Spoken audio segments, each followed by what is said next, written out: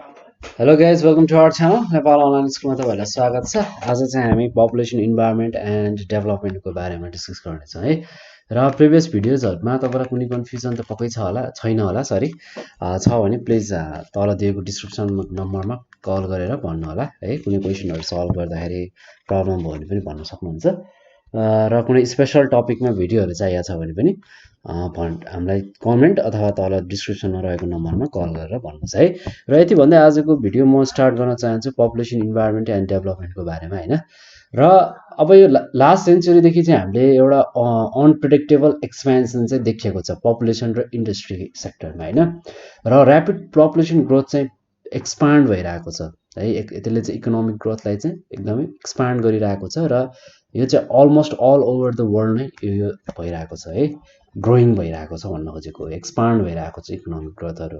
र हाम्रो ग्लोबल पपुलेसनले पनि लगभग अबको 2050 एडी भित्र चाहिँ 9 बिलियन पपुलेसन पुग्न सक्ने चाहिँ एस्टिमेट गरिरहेको छ। जनसंख्या चाहिँ 9 बिलियन छ, पुग्न सक्छ यदि कुनै पनि खालको जस्तो कि कोरोना भाइरस जस्तो त्यस्तो विपत्ति सँगसँगै नेचुरल क्लाइमेटिसहरु आएन भने हैन, यही रेशियोमा बढ्ने हो भने वर्ल्डमा चाहिँ 9 बिलियन पपुलेसन चाहिँ 2050 भित्र पुग्ने रहेछ।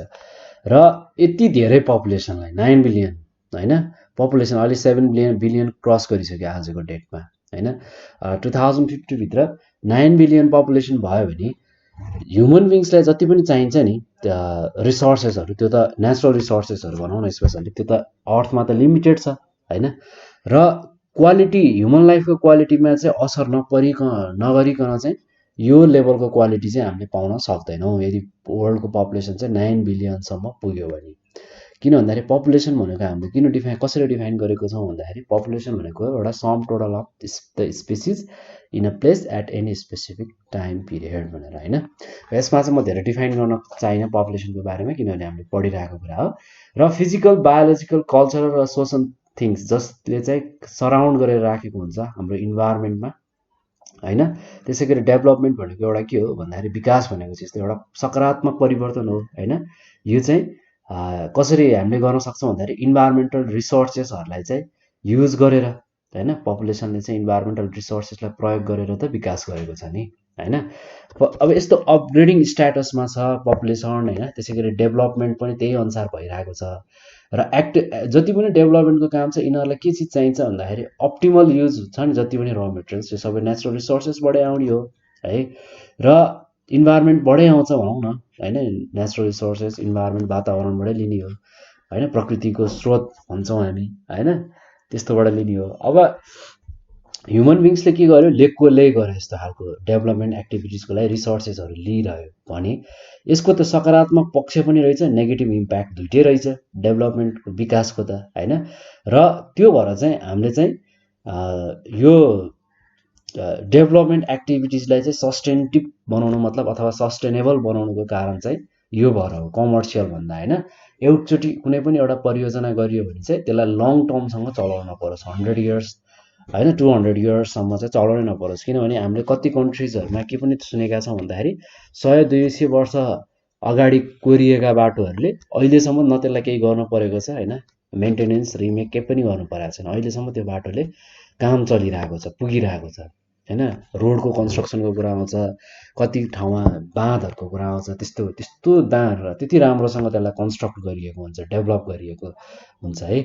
त्यो तरिकाले काम गर्ने हो भने चाहिँ डेभलपमेन्टको केही हदसम्म पोजिटिभ नै हुन्छ, त्यसले त्यति छिटो नेगेटिभ इम्प्याक्ट्स दिन सक्दैन। अब कमर्सियल रूपमा गर्ने अहिले गर्ने जस्तै कि हाम्रो कन्ट्रीमा भइरहेको डेभलपमेन्ट वर्कको जस्तो विकासको काम जस्तो हो भने चाहिँ के हुन्छ, त्यसले असर पुर्याउन सक्छ, अलिकति नेगेटिभ इम्प्याक्ट हुन सक्छ त्यस्तोमा हैन। अब किन भन्दाखेरि लङ टर्मलाई सोचेर त काम भइरहेको छैन हैन। बाटो बन्छ, पिच हुन्छ त्यही ठाउँ त्यही बाटोमा फेरि खनिन्छ अर्को पर्पजको लागि हैन। अर्को रिसोर्सेसहरु आउँछ, प्लानिङ त्यही अनुसार हुन सकेन नि त हैन। अलिकति एडमिनिस्ट्रेसनले अलिकति राम्रोसँग निर्णय लिने हो भने यस्तो खालको समस्याहरु चाहिँ देखिन सकिदैन थियो है। र विकास राम्रो पनि रहेछ, नराम्रो पनि रहेछ। र विकासलाई हामीले सस्टेनेबल डेभलपमेन्ट भनेर चाहिँ दूरदर्शी भिजनले काम गर्यो भने त्यो राम्रो भयो, त्यसको पोजिटिभ इम्प्याक्ट हुन्छ भने त्यसलाई हामीले कमर्सियल रूपमा हैन त्यति व्यवस्था गरेर काम गर्यो भने त्यसले नेगेटिभ रोल पनि खेल्न सक्ने कन्डिसन चाहिँ आउने रहेछ है। ओके, अब चाहिँ हामी चाहिँ पपुलेसन इन्भाइरोमेन्ट र डेभलपमेन्ट चाहिँ कसरी इन्टर रिलेटेड छ डिफ्रेन्ट एङ्गलबाट डिफ्रेन्ट एस्पेक्टबाट भन्ने कुराहरू डिस्कस गरौँ। फर्स्टमा कुरा गरौँ थोरै एग्रिकल्चरको बारेबाट। एग्रिकल्चर, अब एग्रिकल्चर भनेको कस्तो हो भन्दाखेरि हाम्रो नेपालको कन्टेक्स्टमा कुरा गर्नु पर्दाखेरि हाम्रो देश त कृषि प्रधान देश हो हैन, एग्रिकल्चर गर्ने देश हो है। र मोस्ट अफ द नेप्लिजहरू केमा डिपेन्ड हुनुपर्छ? एग्रिकल्चरमै डिपेन्ड हुनुपर्छ आफ्नो जीविकोपार्जन गर्नको लागि। र त्यसै गरी मोर देन 1/3 जति पनि टोटल जिडिपी छ नि नेपालको, त्यो पनि कहाँबाट आउँछ? एग्रिकल्चरबाटै आउँछ। र ट्रेड छ नि नेपालमा, ट्रेड गर्नको लागि नेपालमा के चाहिन्छ? एग्रिकल्चर प्रडक्ट्सहरू चाहिन्छ। र यस्तो खालको धेरै there are much more for Nepal to make significant leap in the agriculture sector. जस्तै कि कस्तो खालको लिपहरू छ भन्दाखेरि जस्तै कि साइन्टिफिक टेक्नोलोजीहरू हैन, बिउ बिजनहरूलाई हैन, इम्प्रुभ सिड भन्छन् हैन, अलिकति त्यसै गरी मार्केटको एक्सेस हैन, त्यसै गरी प्रपर एग्रिकल्चरहरूको पनि इन्सुरेन्स, यस्तो खालको एउटा प्रोभिजनहरू पनि नेपालमा आउँदैछ कति कुराहरू, र कति कुरा चाहिँ डेभलप हुँदै पनि छ, र कति कुरा हुँदै गइरहेको पनि छ है। र जस्तै कि मान्छेहरूमा डिपेन्ड केमा हुनुपर्छ? एग्रिकल्चरमा हुनुपर्छ धेरै जस्तो नेपालको कटेज इन्डस्ट्रीहरूको कुरा गर्नुपर्दा है। र एग्रिकल्चरल प्रोडक्ट चाहिँ उनीहरूको र मेटेरियल्सको रूपमा चाहिँ रहन्छ। हाम्रो नेपालको जति पनि स्मल स्केल इन्डस्ट्रिजहरू अथवा कटेज इन्डस्ट्री भनेर हामी चिन्दछौँ, त्यो सबै के रहेछ? एग्रिकल्चरल प्रोडक्ट नै उनीहरूको चाहिँ र मेटेरियल्सको रूपमा प्रयोग हुन्छ। र भेरियस टाइप्सको क्रप्स र अरू एग्रिकल्चरल एक्टिभिटिजहरू त्यसको लागि गरिनुपर्ने हुन्छ। सँगसँगै अरू भनेको क्यास क्रप्सहरू छ, फुड क्रप्सहरू छ, mixed crops, animal husbandry, horticulture, fishery, माछा पालन भन्छौँ होइन। यसलाई पनि धेरैभन्दा धेरै प्रड्युस गर्ने र डेभलप गर्नु पर्यो होइन। फुल फेजमै चाहिँ त्यसलाई फेजमै लगेर चाहिँ यसलाई डेभलप गर्नु पर्यो। र यस्तो एग्रिकल्चर खेती किसानीमा चाहिँ एट्र्याक्ट गर्नु पर्यो पपुलेसनलाई होइन। कसरी एट्र्याक्ट गर्नु पर्यो भन्दाखेरि चाहिँ इम्प्रुभड साइन्टिफिक टेक्नोलोजी युज गर्नु पर्यो है।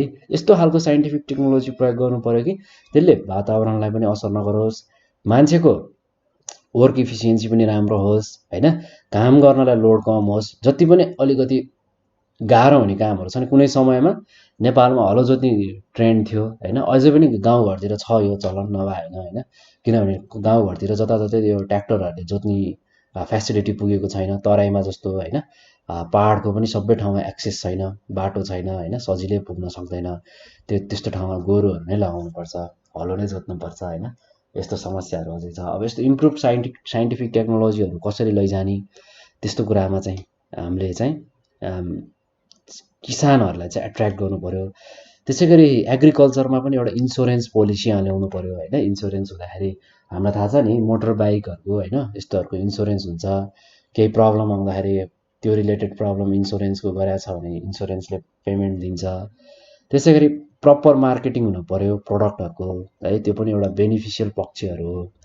र एग्रिकल्चर इन नेपाल चाहिँ कस्तो छ भन्दाखेरि सब्सिक्वेन्ट ओरिएन्टेड छ है। र हामीले चाहिँ इन्कम जेनेरेटिङ एक्टिभिटीको हिसाबले चाहिँ हामीले चाहिँ मान्छेहरूलाई प्रोत्साहन गर्नु पर्यो। कति ठाउँमा चाहिँ खाना बस्न मात्रै पुग्ने होइन, जीविकोपार्जन चलाउन मात्रै पुग्ने क्रिटिकल स्टेज पनि छ क्या। प्रोफेसनल बिजनेस वेमा चाहिँ किसानहरूले चाहिँ जुन एकदमै धेरै मेहनत गर्ने किसानहरू हुन्छ, उहाँहरूले चाहिँ पाउनुपर्ने परिश्रम चाहिँ अझै पनि पाउन सक्नु भएको चाहिँ छैन। त्यस्तो पनि समस्याहरू चाहिँ नेपालमा नभएको होइन छ है। र त्यो भएर चाहिँ इन्सुरेन्स पोलिसीहरूले चाहिँ त्यसलाई के गर्छ? मेकअप गर्छ। र it has been an income generating activity to people simply because, किन भन्दाखेरि their forefather did it and they have no other option to choose. र कति मान्छेहरूलाई चाहिँ अब आफ्नो जिजुबाहरूले अथवा आफ्नो एउटा फ्यामिली बिजनेस भने जस्तै एउटा फ्यामिली एउटा पारिवारिक हिसाबले काम गर्दै आएको होइन, त्यस्तै तरिकाले पनि कतिजना चाहिँ त्यो हिसाबले पनि फार्मर हुनुभएको छ। र in order to get maximum benefits from education, शिक्षाबाट म्याक्सिमम बेनिफिट्स पाउनको लागि चाहिँ हामीले के गर्नुपर्छ भन्दाखेरि चाहिँ we should commercialize it with the minimum impact to the environment है। र एग्रिकल्चर डेभलप्स हुन्छ कसरी भन्दाखेरि यो चाहिँ agricultural development is the basis for the development in Nepal हैन। नेपालको विकास हामी खोज्छौँ भने सबैभन्दा पहिला पुल बनाएर नि केही हुँदैन, ठुल्ठुलो बिल्डिङ बनाएर नि केही हुँदैन। पहिला सुरु भनेको एग्रिकल्चरमै डेभलपमेन्ट चाहिँ ल्याउनु पर्यो हैन। हामीले त्यो ठाउँमा विकास गर्न सक्यौँ भने मात्रै नेपालको विकास हुन्छ। अरू त्यो कम्प्लेक्सले बिल्डिङ्सले मात्रै चाहिँ विकास गर्न सक्दैन देशको। र सस्टेनेबल एग्रिकल्चरल डेभलपमेन्ट चाहिँ हामीले एचिभ गर्न सक्छौँ थ्रु द कसरी भन्दाखेरि इन्भाइरोमेन्टल रिसोर्सेसहरूलाई प्रपरली युज गरेर। यदि प्रपरली गरिएन भने एग्रिकल्चर एक्टिभिटिजले के गर्न सक्छ भन्दाखेरि इन्भाइरोमेन्टल डिग्रेड पनि गर्न सक्छ, भनौँ चाहिँ यसको क्वालिटीहरू पनि घटाउन सक्छ यदि हामीले चाहिँ सही तरिकाले जानेनौँ भने है। अनम्यानेज्ड एग्रिकल्चर गऱ्यो भने जस्तै कि फर्स्ट भनेको माटोको क्वालिटीमा चाहिँ के हुन सक्छ भन्दाखेरि क्वालिटी घट्न सक्छ। सँगसँगै डिफोरेस्टेसनको समस्या आउन सक्छ हैन, जङ्गल फडान गर्दाखेरि समस्याहरू आउँछ। त्यसै गरी युज अफ केमिकल फर्टिलाइजरले के गर्न सक्छ, वाटर पोल्युसन ल्यान्ड पोल्युसन दुइटै ल्याउन सक्छ। ल्यान्ड पोल्युसन ल्याउने बित्तिकै कति समस्या आउँछ त्यो हजुरहरूलाई थाहा छ नै छ होला। त्यसै गरी पेस्टिसाइड्सको प्रयोगले एयर पोल्युसन पनि हुने भयो हैन। त त्यस सँगसँगै नेगेटिभ इम्प्याक्ट ह्युमन हेल्थमा पर्छ, एनिमल हेल्थहरूमा पर्छ। त्यसै गरी change in natural water flow for the irrigation purpose by modification and inverted in natural draining system.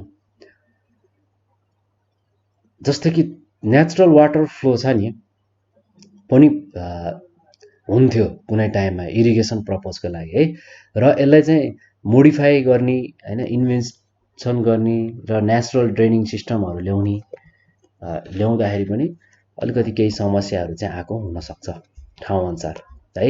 र सच इन्भाइरोमेन्ट यस्तो खालको इन्भाइरोमेन्ट इम्प्याक्ट चाहिँ मिनिमाइज गर्न सक्छौँ हामीले सस्टेनेबल एग्रिकल्चर प्लानहरूले है, with minimal impact of on the environment. यस्तोलाई चाहिँ कसरी कम भन्दा कम इम्प्याक्ट पार्ने हैन भन्ने कुराको चाहिँ हामीले एकदमै विचार गर्न, सोच विचार गर्नुपर्ने एकदमै जरुरी छ। ओके, अब नेक्स्टमा हामी डिस्कस गरौँ हेल्थको बारेमा, स्वास्थ्यको बारेमा थोरै कुरा गरौँ। हेल्थ भनेको एउटा फन्डामेन्टल रिक्वायरमेन्ट हो ह्युमन बिङ्सको लागि, र मानवको अधिकार पनि हो क्वालिटी हेल्थ पाउनु हैन। र इन्भाइरोमेन्टले इन्फ्लुएन्स गरेको छ ह्युमन हेल्थलाई है धेरैवटा वेजबाट, जस्तै कि हेल्थ, इन्भाइरोमेन्ट एन्ड पपुलेसन भनेको चाहिँ यो इन्टररिलेटेड टर्म्स हो। र अनहेल्दी इन्भाइरोमेन्टले लिड्स गर्छ कस्तोलाई भन्दाखेरि डिटोरेसन अफ द हेल्थको लागि, र यसले चाहिँ डाइरेक्टली र इन्डाइरेक्टली चाहिँ यसको विकासमा पनि असर पुर्याइरहेको हुन्छ। किन भन्दाखेरि कुनै पनि देशको विकासको लागि चाहिँ त्यो देशको पपुलेसन हेल्दी हुनुपर्ने हुन्छ है, स्वस्थ हुनु पर्यो नि त मान्छे। अनि स्वस्थ भएको मान्छेमा त इनोभेटिभ आइडिया आउँछ हैन। हामी स्वस्थ भयौँ भने त आरामले पढ्न सक्छौँ भने जस्तै कुरा हो नि त त्यो। र ह्युमन काइन्डको लागि चाहिँ हेल्दी इन्भाइरोमेन्ट चाहिँ एकदमै नेसेसरी भयो। र similarly maintain the standard health status, various development infrastructure like clean water, health facilities and proper nutrition चाहिँ के छ रिक्वायर्ड छ। र good health centres on the human happiness and wellbeing development. र development not only includes the economic growth. विकास भनेको चाहिँ economic growth मात्रै हुनुलाई चाहिँ विकास मानिँदैन, मानवको स्वास्थ्यको विकास पनि हुनु पनि एउटा इकोनोमिक ग्रोथ हो। र वेलबिङ हुनु हैन, मानिसमा एउटा सन्तुष्टि हुनु, सेटिस्फ्याक्सन हुनु हैन, क्वालिटी अफ लाइफलाई लिएर आफूमा जे छ त्यो एउटा सन्तुष्टि आउनु पनि के हो, इकोनोमिक एक तरिकाको आर्थिक उन्नति नै हो है।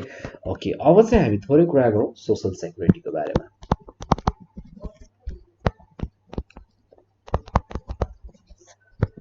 सोसल सेक्युरिटीको कुरा गर्नु पर्दाखेरि चाहिँ के हुन्छ भन्दाखेरि सोसल सेक्युरिटी भनेको पनि बेसिक ह्युमन राइट नै हो। र सोसल सेक्युरिटीले रिफर्स गर्छ action taken by the governments and other agency for the promotion of the security for the promotion of health and wellbeing of the population है। र social सेक्युरिटीहरू चाहिँ यसमा के कुरा इन्क्लुड हुन्छ भन्दाखेरि प्रोटेक्सनको कुरा आउँछ। जस्तै कि भल्नेबल पपुलेसन भन्नाले एल्डरी पिपलहरू है, हाम्रो 60 वर्ष कटिसकेका मान्छेहरूलाई एउटा सोसल सेक्युरिटीमा चाहिँ उहाँहरू पर्नुहुन्छ। त्यसै गरी जस्तै कि जस्तै कि फिजिकल डिसेबिलिटी भएको मान्छेहरूलाई पनि सोसल सेक्युरिटीमा राखिएको छ। र सोसल सेक्युरिटी केसँग रिलेटेड रहेछ भन्दाखेरि प्रोभाइडिङ एउटा स्पेसल सर्भिस प्रोभाइड गर्छौँ, फेसिलिटी दिन्छौँ मान्छेहरूलाई हैन, जसलाई चाहिँ स्पेसल प्रोटेक्सन चाहिएको छ गभर्मेन्टबाट भनी चाहिँ हामीले चाहिँ यस्तो खालको सेक्युरिटी चाहिँ उच्च सम्मानका साथ दिनुपर्छ क्या। किन भन्दाखेरि त हामी त सक्षम छौँ सबै कुराले होइन। त्यो भएर चाहिँ उहाँहरूलाई चाहिँ गिल्ट फिल नहुनेकन एउटा बिचरापन आउन नदिकन है, त्यस्तो फिल नदिकन उच्च सम्मान हामीले गर्नु पर्यो, उच्च लेभलमा राखेर चाहिँ उहाँहरूलाई सम्मान दिनु पर्यो। सरी है, यो त बाहिरबाट हल्लाएर आएको होला, माइन्ड नगरिदिनुहोस् है। अर्को भनेको चाहिँ हाउसिङको कुरा आउँछ। हाउसिङमा भन्नाले कस्तो हुन्छ भन्दाखेरि यो पनि एउटा बेसिक र फन्डामेन्टल रिक्वायरमेन्ट हो ह्युमन बिङ्सको। र प्रपर हाउसिङले के गर्छ, एउटा क्वालिटी अफ लाइफलाई झल्काउँछ होइन। र ह्युमन हेल्थ अब यस्तो हुन्छ हेर्नुहोस् है, हाउसिङ भन्ने बित्तिकै तपाईँले यो बुझ्नु भएन कि तपाईँको एउटा कम्युनिटीमा चाहिँ तपाईँको एउटा राम्रो घर छ होइन, ठुलो घर छ, र अरूमा चाहिँ त्यो लेभलको घर छैन भने त्यस्तोलाई मात्रै तपाईँको प्रपर हाउसिङ भनेर चाहिँ भनिँदैन। जस्तै कि नेपालमा जति पनि सिटी प्लानिङहरू अहिले भइरहेको छ नि, जस्तै कि 2 तल्ला 2.5 तल्लाको भन्दा बढी घर बन्न नदिने गभर्मेन्टले ल्याउन खोजेको प्लानिङहरू है, अहिलेसम्म इम्प्लिमेन्ट त भएको छैन हो। त्यस्तो खालको हाउसिङलाई हामी प्रपर हाउसिङ भन्छौँ मेनमा चाहिँ है। र ह्युमन हेल्थ पनि इन्फ्लुएन्स्ड भएको हुन्छ हाउसिङ फेसिलिटीले। किन भन्दाखेरि ट्रेन्ड अफ डेभलपमेन्ट हाउसिङ चाहिँ कसरी डिजाइन गरेको हुन्छ भन्दाखेरि यसले चाहिँ हाइली एफेक्ट गर्छ क्या। र इन्भाइरोमेन्ट र हाउसिङ इस्यु चाहिँ इन्टेरियर कुराहरू चाहिँ इन्क्लुड भएको हुन्छ र भने एक्सटेरियर हाउसिङ क्वालिटीमा जस्तै कि air quality, water quality, land quality, soil sound क्वालिटीमा पनि म्यानेज भएको हुन्छ। जस्तै कि काठमाडौँको जुन अनम्यानेज्ड अर्गनाइजेसन छ र इम्प्रपर हाउसिङ सिस्टम छ नि, यसले त विकासमा धेरै ठुलो इम्प्याक्ट परेको छ नि त होइन। बाटो ठुलो बनाउनु पऱ्यो कि के गर्नुपर्छ, घर भत्काउनुपर्छ होइन। मैले भने नि होइन, ठुल्ठुलो कन्स्ट्रक्सन गर्नु मात्रै प्रपर हाउसिङ चाहिँ हुँदैन। हामीले चाहिँ त्यो कुराहरूलाई पनि म्यानेज गर्नुपर्ने हुन्छ। सरी है। ल त्यो भएर चाहिँ हामीले चाहिँ के रहेछ, अनहेल्दी इन्भाइरोमेन्टले के दिन्छ भन्दाखेरि हाउसिङ सिस्टमलाई के दिन्छ, यस्तो अनहेल्दी खालको हाउसिङ सिस्टमले चाहिँ इन्भाइरोमेन्टलाई चाहिँ एकदम ठुलो असर परिरहेको हुन्छ है। र यसको चाहिँ अलिकति पोजिटिभ इम्प्याक्ट देखे तापनि कसैलाई चाहिँ लाग्ला होइन, तर यसको नेगेटिभ इम्प्याक्ट पनि धेरै छ। त्यो भएर चाहिँ यो पनि एउटा सिस्टमेटिक तरिकाले लैजानु पर्ने हुन्छ। ल गाइज, अब आजको लागि चाहिँ यति नै पढौँ हाउसिङसम्मको कुराहरू, र नेक्स्ट भिडियोबाट चाहिँ हामी एजुकेसनको कुराहरू गर्नेछौँ। र यति भन्दै आजको भिडियोबाट म बिदा हुन चाहन्छु। र अहिलेसम्मको पढ्दाखेरि केही कन्फ्युजन डाउट छ भने प्लिज भन्नुहोस्, हामीलाई कल गरेर भन्नु होला। र हामी एजुकेसनको बारेमा चाहिँ नेक्स्ट भिडियोमा कन्टिन्यू गर्नेछौँ। र यति भन्दै म आजको भिडियोबाट बिदा हुन चाहन्छु। Bye bye guys, see you next video.